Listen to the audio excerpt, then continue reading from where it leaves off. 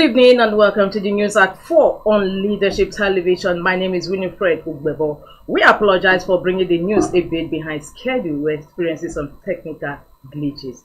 Now here is the news. A United States federal judge has temporarily blocked President Donald Trump's executive order that seeks to end birthright citizenship, calling it blatantly unconstitutional. Judge John Koheno, a Reagan appointee based in Seattle, issued a 14-day temporary restraining order on Thursday, halting the implementation of the controversial policy. The decision came after Washington Attorney General Nick Brown and 3 other Democratic-led states challenged the order in court.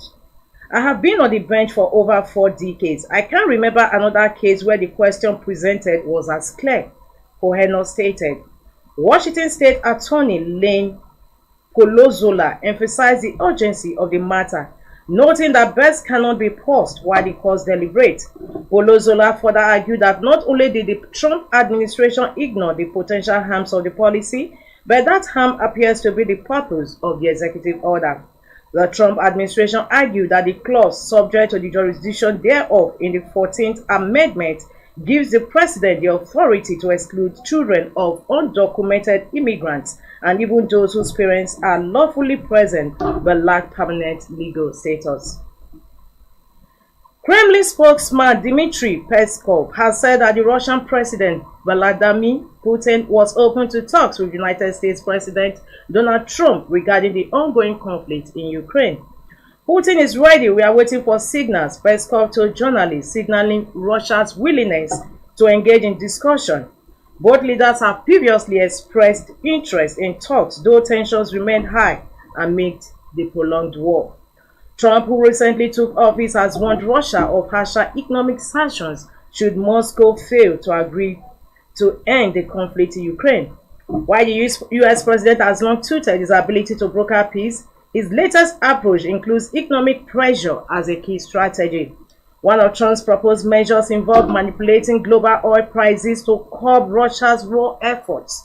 Speaking at the World Economic Forum, held in Davos on Thursday, he claimed that lowering the price of oil could force Russia into ending the war. The Kano State Command has alerted residents to intelligence reports of a suspected plan by terrorists to target public gatherings in strategic locations across the state.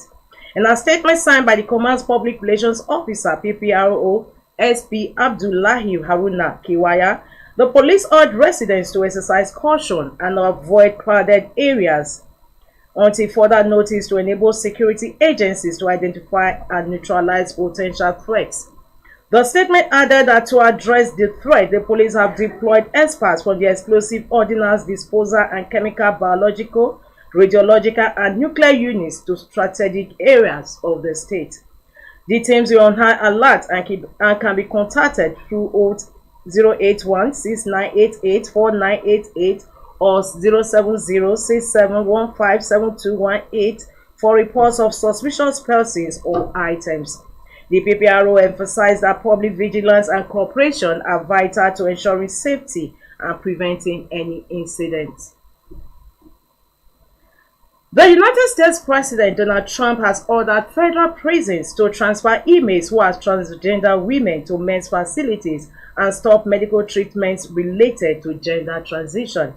Leadership Television recalls that the move was part of a wide-ranging executive order issued by Trump on his first day in office, meant to limit government recognition of an individual's gender to their sex at birth. The directive on prisoners also applies to immigration detainees and is among the more concrete parts of the order. Trump set some restrictions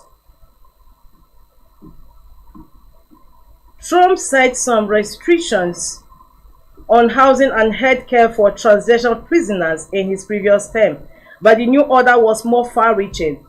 The Women's Liberation Front, which defines women based on sex at birth and advocates single-sex prisons, called the directive a major victory.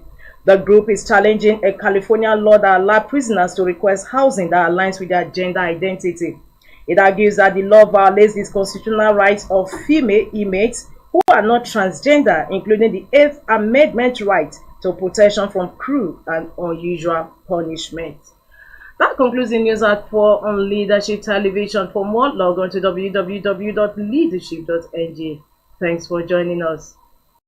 Get ready for the Leadership Awards and Conference 2024. Join us as we celebrate excellence across various fields, honoring those who've made remarkable impacts. Award categories include Person of the Year, Quinquennial Award for Governance and Infrastructure, Governors of the Year, Business Person of the Year, and many more. Stay updated by following us on social media and visiting our website, leadership.ng. For sponsorship and inquiries, contact us today. Leadership Award and Conference 2024, celebrating excellence, inspiring the future. For watching, for sponsorship and advert placements, please contact 080-3688-6158. Last Word Leadership Podcast Studio. You have the